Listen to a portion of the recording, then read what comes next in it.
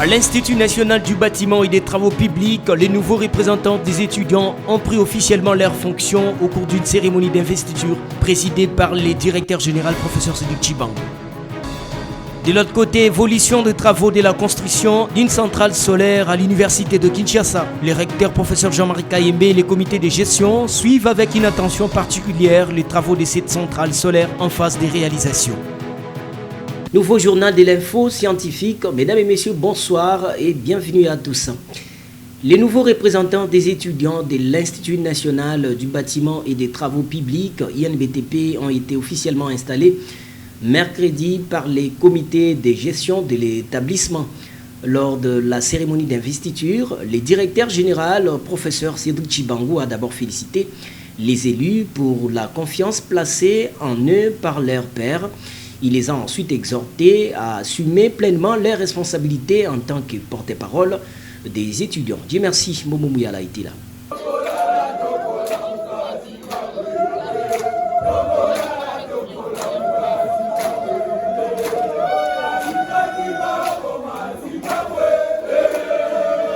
Dans une ambiance marquée par l'enthousiasme des étudiants, le comité de gestion de l'Institut national du bâtiment et des travaux publics, sous la conduite du professeur docteur ingénieur Sédic Tchibangu Mounyenze, a procédé mardi 24 février dans la salle Kouka de l'établissement à la cérémonie officielle d'investiture du nouveau comité des étudiants. Organisée en présence de plusieurs autorités académiques et invités des marques, dont l'honorable Antoinette Samba Kalambayi, ancienne ministre des Mines, cette activité a été marqué par la lecture officielle des résultats des élections, du scrutin, des élections étudiantines. À l'issue du scrutin, Katunga Kitenge Alfred et Ekubu Winer Boaz ont été proclamés respectivement président et vice-président des étudiants. Prenant la parole pour les mots de bienvenue, le directeur général de l'INBTP, le professeur Sédic Tchibangu, a félicité les nouveaux élus tout en les exhortant à assumer pleinement leurs responsabilités et à œuvrer pour la cohésion ainsi que le bien-être de l'ensemble des étudiants. Le mandat qui vous est confié aujourd'hui est à la fois un honneur et une responsabilité.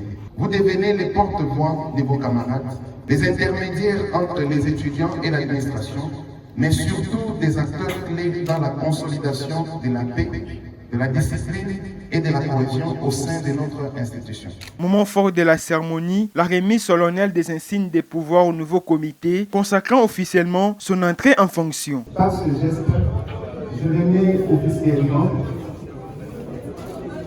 le pouvoir de gérer la continuation des activités de l'INBTP à M.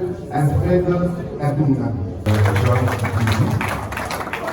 Dans sa première adresse, le nouveau président des étudiants Katunga Kitenge Alfred s'est engagé aux côtés de son adjoint à défendre les intérêts des étudiants, à renforcer les dialogues avec les autorités académiques et à promouvoir un climat de collaboration au sein de l'institution. Je me vois vraiment honoré et j'appelle tout le monde, mes amis surtout et tous les étudiants à m'envoyer du parti à être élus pour avancer notre message. Je suis venu avec un message pour dire à la communauté de l'INBTP que nous allons renforcer les capacités afin que ces gens qui vont construire la nation soient équipés d'une manière scientifique, remplis de têtes que j'appelle moi, notamment Congo, qui est le cerveau, afin que ces cerveaux puissent contribuer à la nation congolaise et à la nation africaine que nous avons dans cette jeunesse. La cérémonie s'est achevée par un cocktail de convivialité réunissant autorités, étudiants et invités.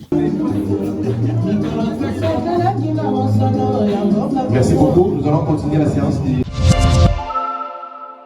Et puis, le comité de gestion de l'université de Kinshasa, conduit par le recteur, professeur Jean-Marie Kayembe Ntumba, a effectué mardi dernier une descente sur les sites de construction de la centrale solaire CNPP. L'objectif de cette visite était de s'enquérir de l'évolution des travaux en cours. Cette centrale solaire en phase de réalisation vise à améliorer les conditions d'enseignement et de recherche grâce à une alimentation électrique fiable et durable. Images et commentaires. Le comité de gestion de l'université de Kinshasa, sous la direction du recteur, le professeur Jean-Marie Kayembetumba, a effectué une descente mardi 24 février 2026 sur le site de construction de la centrale solaire. Cette visite s'inscrit dans les visions de l'université de Kinshasa de réhabiliter la cité universitaire afin d'améliorer la desserte en électricité tout en veillant au respect du plan de gestion environnementale et sociale lié à la construction de cette infrastructure énergétique. Avant de se rendre sur le site, le comité de gestion a également rendu visite aux habitants du quartier Kémi, touchés par les inondations causées par la rivière Kémi qui longe l'université. À cette occasion, les autorités universitaires ont lancé un cri d'alarme aux membres du gouvernement provincial et national afin qu'une solution urgente soit trouvée. N'attendons pas qu'il y ait mort d'homme, n'attendons pas qu'il y ait de blessés. Notre rôle, c'est aussi prévenir. Et prévenir, c'est interpeller qui de droit pour que des mesures urgentes soient prises. Parmi ces mesures, il y a notamment le curage de la rivière Kémi, qui, s'il est réalisé correctement, ça pourra aider en tout cas à drainer un tant soit peu les eaux. Nous commençons par interpeller notre bourgmestre de la commune, c'est la première autorité administrative. Que le gouverneur se sente absolument interpellé par cette situation et nous nous adressons de cette manière aussi au ministre de l'Intérieur, qui, le premier, a la charge d'assurer la sécurité de toute la population. Après l'inspection du chantier, projet appelé à garantir une énergie stable, à soutenir l'apprentissage pratique et à renforcer la sécurité des étudiants, le recteur de l'université de Kinshasa a plaidé pour la clôture complète du sud de l'UNIKIN. Deuxième chose, c'est la clôture de l'université de Kinshasa, voulue par son Excellence, Monsieur le Président de la République, chef de l'État, au moment des Jeux de la francophonie. Voilà déjà un peu plus de 3 ans. Cette clôture est totalement inachevée et abandonnée. Si on regardait l'état dans lequel elle est aujourd'hui, le travail semi-achevé sera tout simplement un travail inutile parce que les murs qui sont là seront tous encore une fois délabrés et détruits. Pour rappel, ces plaidoyers engagés et patriotiques du comité de gestion visent à renforcer la protection du site universitaire et améliorer les conditions d'apprentissage des étudiants. Poursuivant ce journal, mesdames et messieurs, les minerais stratégiques en RDC, du scandale géologique à la stratégie sociale, enjeux environnementaux et sanitaires. Tel est le thème central d'une matinée scientifique organisée ce jeudi à l'Institut supérieur des techniques médicales de Kinshasa, ISTEM-KIN. Tenue sur le campus de Kinshasa, cette rencontre académique a réuni étudiants, chercheurs et personnalités politiques congolaises autour d'un débat riche et constructif. Suivez. Vous devez savoir que depuis plusieurs semaines, Kinshasa connaît les températures inhabituelles élevées, atteignant parfois plus de 37 degrés Celsius. Selon les services météorologiques et les autorités, plusieurs facteurs expliquent cette situation. Une question se pose, pourquoi la ville de Kinshasa fait face à des fortes chaleurs ?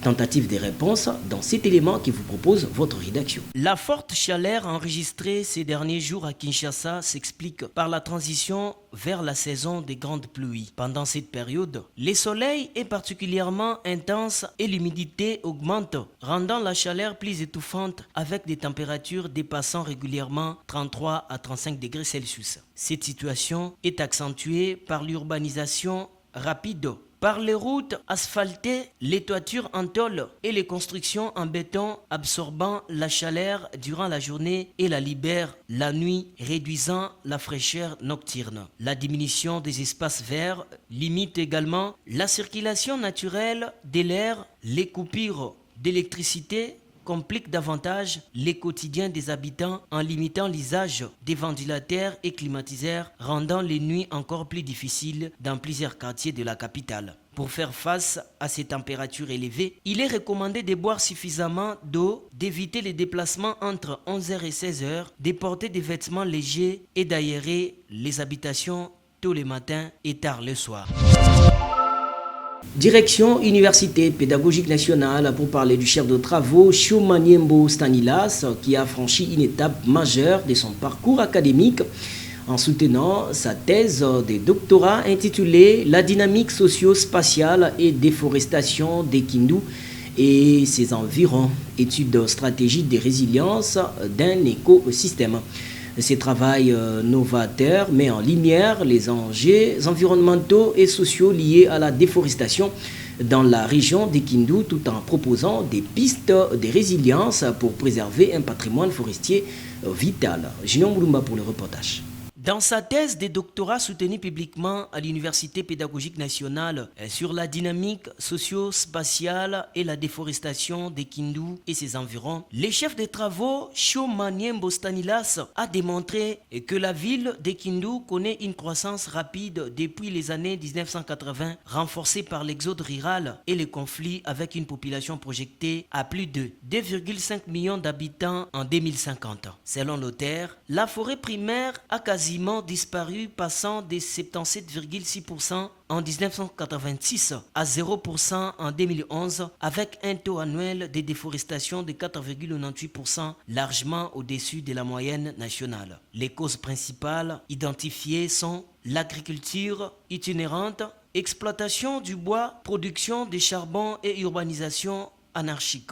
Il précise que les conséquences incluent la perte de biodiversité, l'érosion des sols et la perturbation des saisons agricoles. Pour y remédier, les chefs de travaux Choma Niembo Stanilas recommandent la gestion communautaire des forêts en intégrant les savoirs locaux et coutumiers afin d'assurer la résilience et la durabilité des écosystèmes forestiers. Après délibération à huis clos, le jury proclame. Après délibération à huis clos, le jury a pris la décision suivante.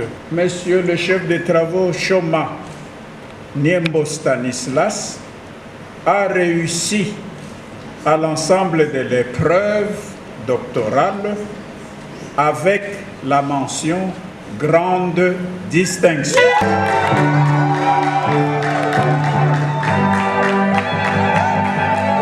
Insignes, diplômes et grades académiques lui ont été décernés pour la pleine jouissance de son nouveau titre de docteur en sciences.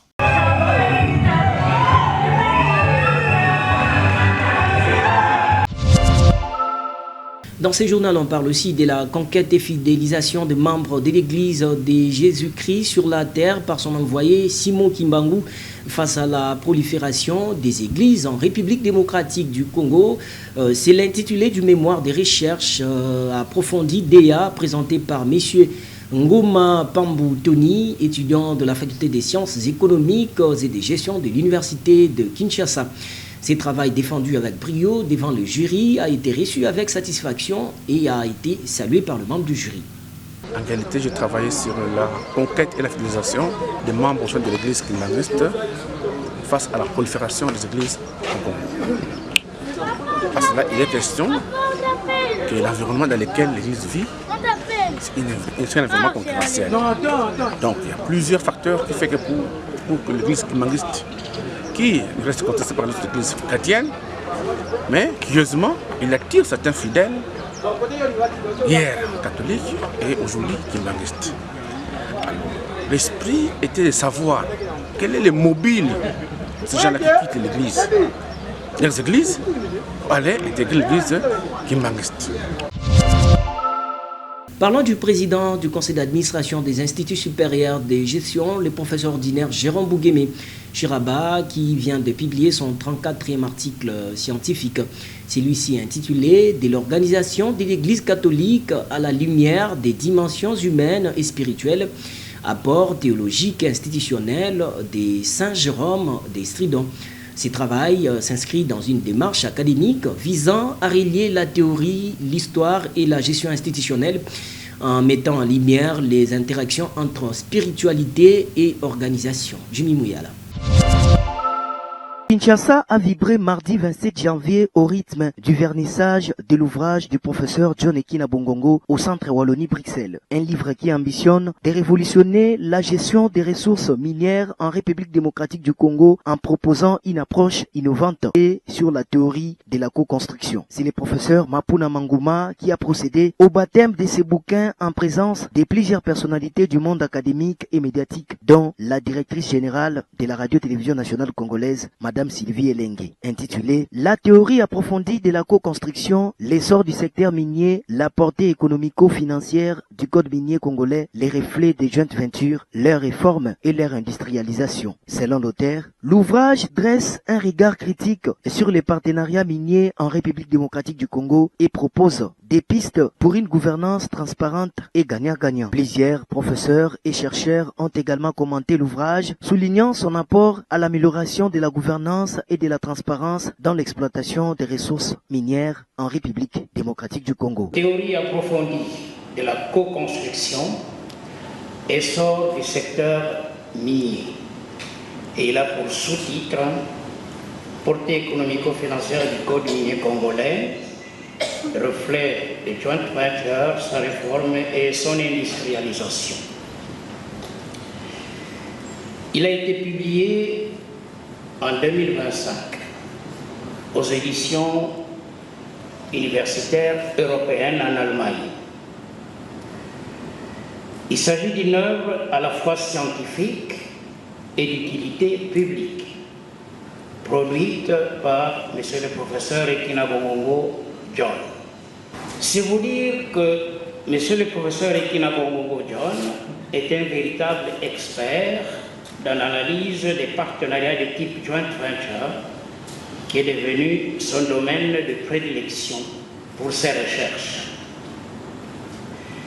Quel est alors, dans cet ensemble de textes scientifiques produits par l'auteur, la particularité de l'ouvrage qu'il présente aujourd'hui au public? L'auteur estime qu'il existe en fait deux formes de partenariat de type joint venture.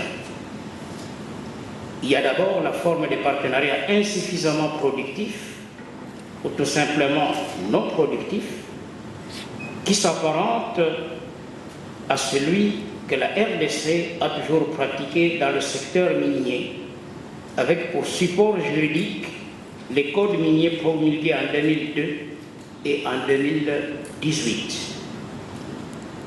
À cet égard, l'auteur constate, après analyse, que le premier code minier était trop laxiste dans la mesure où il privilégiait les partenaires étrangers au regard de la modicité des taux de taxes et droits dus à l'État congolais.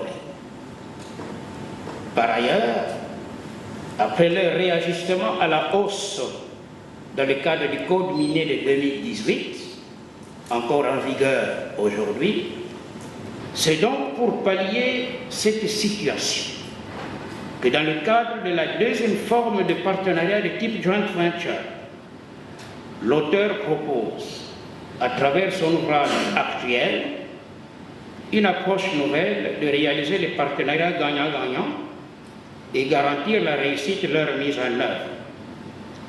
Il s'agit du recours à la théorie de co-construction.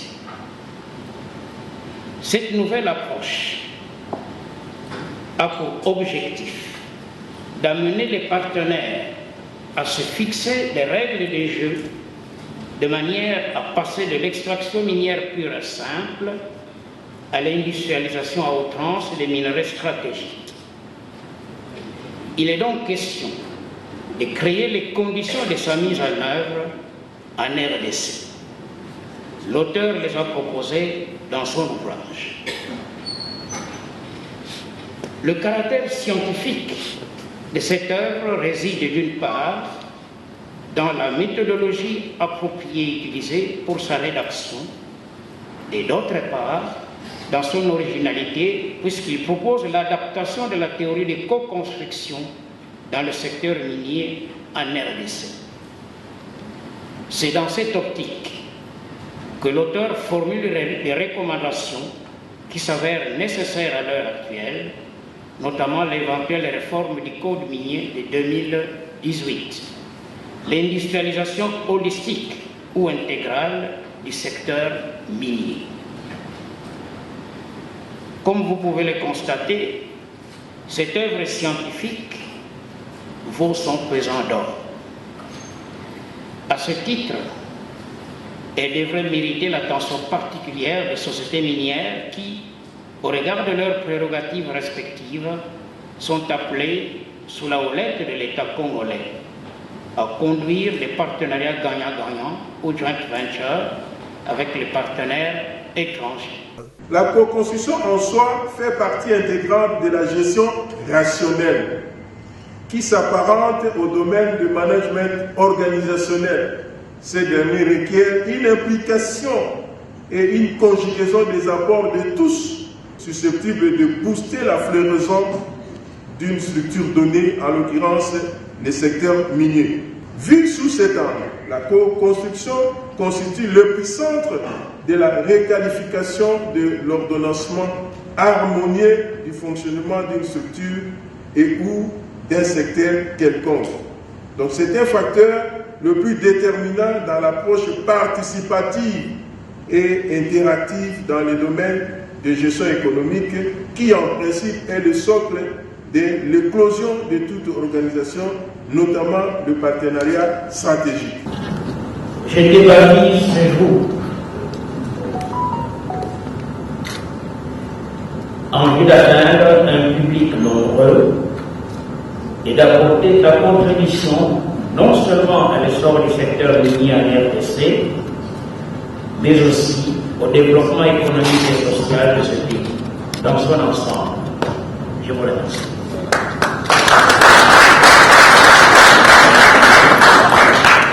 La particularité de cet ouvrage, intitulé « Théorie approfondie de la co-construction, essor du secteur minier », repose sur le fait que dans le code minier de 2002, qui était basé essentiellement sur l'exploitation minière extractive, où tout a été fait de manière à exploiter les ressources ou les minerais de manière brute, cela a conduit à ce que le pays ne puisse pas bénéficier de ces partenariats. Alors, dans la co-construction, étant donné que notre pays est au cœur des enjeux économiques mondiaux en ce qui concerne le minerai stratégique, alors nous avons proposé la théorie de la co-construction, c'est-à-dire passer de l'extraction minière à l'industrialisation plausible et diversifiée de minerais stratégiques. Prenant la parole, Madame Sylvie Elengue, directrice générale de la RTNC, a salué ces bouquins qu'elle a qualifiés de contributions scientifiques majeures à la réflexion sur les défis des mines congolaises, félicitant ainsi l'auteur pour la pertinence de son travail. Ici, j'aimerais vraiment féliciter le professeur Kina Bongo pour son ouvrage. Malheureusement, je n'ai pas eu le temps de le lire. Je crois qu'on pourra l'acheter et le lire et le comprendre. Mais pour le peu que j'ai suivi ici, c'est de vous dire merci de contribuer avec vos recherches dans ce domaine qui devrait normalement être le levier de développement pour la RDC, mais qui n'en est pas encore. Mais si je peux me permettre un avis, c'est de dire que comme c'est une approche pragmatique, c'est peut-être mieux d'élargir votre présentation dans des cadres comme la Chambre des mines de la FEC, où vous avez tous les grands patrons qui agissent dans le secteur des mines, donc tous les acteurs, et qui pourraient, à partir de votre ouvrage, tirer des avis, des résolutions pour mieux faire dans les différents sites où ils opèrent. Aussi, c'est de présenter ce livre aux gouvernants, nos institutions, les institutions de la République. C'est toujours bien qu'ils comprennent que ce que nous faisons, c'est vrai, à un certain stade, c'est acceptable, mais qu'on peut faire mieux et pour faire bénéficier à tous les Congolais de la manne minière. À travers cet ouvrage, les professeurs John Ekina Bongongo ouvrent ainsi une nouvelle page de réflexion scientifique sur la gouvernance du secteur minier en République démocratique du Congo, invitant décideurs, chercheurs et acteurs économiques à repenser ensemble l'avenir des ressources naturelles du pays. Mesdames et messieurs, je vous propose à présent de suivre ces deux établissements, l'Institut supérieur de gestion de Kinshasa, mais aussi l'Université panafricaine du Congo.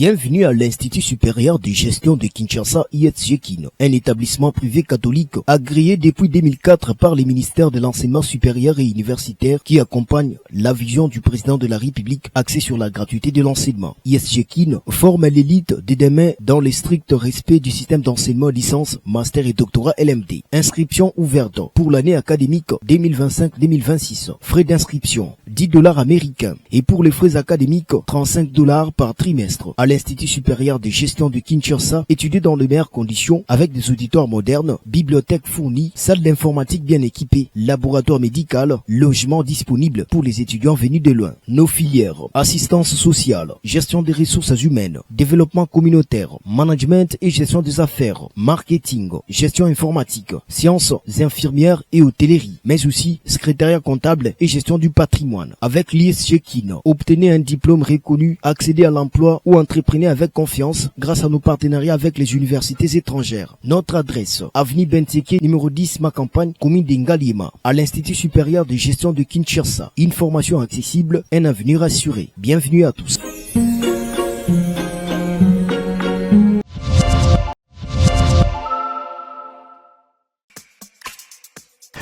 À l'ère de la généralisation du système LMD, certaines universités sont désemparées car elles ne sont pas prêtes. Et certains parents ne savent plus où inscrire leurs enfants. Et pour les nouveaux diplômés, c'est un embarras. Et pourtant... Je suis en aide de droit à l'UPACE et je m'en sors comme un poisson dans l'eau. Je suis en aide de relations internationales et je me retrouve économiste en devenir grâce à l'UPACE.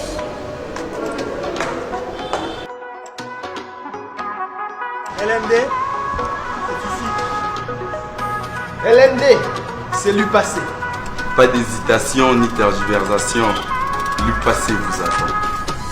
Inscrivez-vous dès maintenant à la faculté de votre choix et étudiez en toute sérénité et dans le respect des normes du système LMD. L'Université panafricaine du Congo IPACE vous ouvre ses portes dans les filières suivantes: faculté des sciences et technologies, faculté des sciences humaines, faculté des sciences de la santé et faculté des sciences de l'information et de la communication. Avec plus de 14 ans d'existence en RDC, l'UPACE vous offre un environnement d'apprentissage international, des enseignements innovants, une recherche de haut niveau et des formations de qualité, les dans des classes à effectifs réduits favorisant une interaction optimale. C'est une université africaine créée par les Africains et gérée par les Africains de la République démocratique du Congo. C'est pour nous une fierté. Une fierté pour moi parce que je puis observer une rigueur qui commence de la sélection des étudiants jusqu'à la proclamation des résultats. Et j'espère que les parents qui veulent de la qualité et non pas des diplômes pour les diplômes ont tout intérêt à envoyer leurs enfants à l'université panafricaine du Congo pour être formés dans le sérieux, la qualité et aux standards internationaux. L'UPACE, c'est la voie de l'excellence, la rigueur académique et l'innovation pédagogique. Attention, les places sont limitées. Chers candidats, n'attendez plus, rejoignez l'élite. Université panafricaine du Congo, l'avenir s'est construit ici. Page rose pour finir, joyeux anniversaire à Divine Boukaka qui souffle aujourd'hui une bougie de plus dans sa vie. En ces jours spéciaux, nous lui adressons nos vœux les plus chaleureux. Que cette nouvelle année de vie soit remplie de bonheur et de réussite. Que la santé, la paix et l'amour t'accompagnent à chaque pas divin. Ce journal est terminé, mais avant de nous quitter, on prend le rappel des titres. À l'Institut national du bâtiment et des travaux publics, les nouveaux représentants des étudiants ont pris officiellement leurs fonctions au cours d'une cérémonie d'investiture présidée par le directeur général professeur Sédhic Tchibango. De l'autre côté, évolution de travaux de la construction d'une centrale solaire à l'université de Kinshasa. Les recteurs professeur Jean-Marie Kayembe et les comités de gestion suivent avec une attention particulière les travaux de cette centrale solaire en phase de réalisation. Vous l'avez certainement compris que ce journal est terminé. Merci à vous de l'avoir suivi. Merci également à l'équipe rédactionnelle qui m'a accompagné. Édition coordonnée par Jimmy Mouyala. Mesdames et messieurs, je vous retrouve très prochainement. Au revoir.